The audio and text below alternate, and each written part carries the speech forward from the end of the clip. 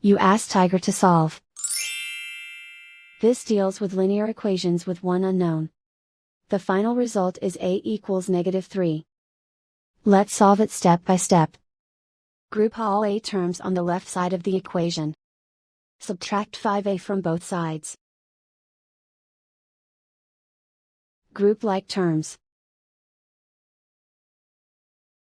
Simplify the arithmetic.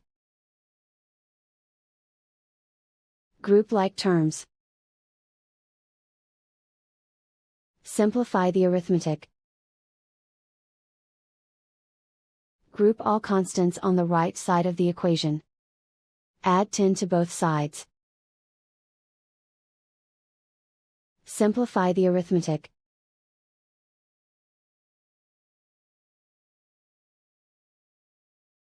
Isolate the a.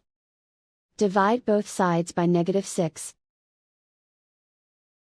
Cancel out the negatives. Simplify the fraction. Move the negative sign from the denominator to the numerator. Find the greatest common factor of the numerator and denominator. Factor out and cancel the greatest common factor. And so the final result is a equals -3.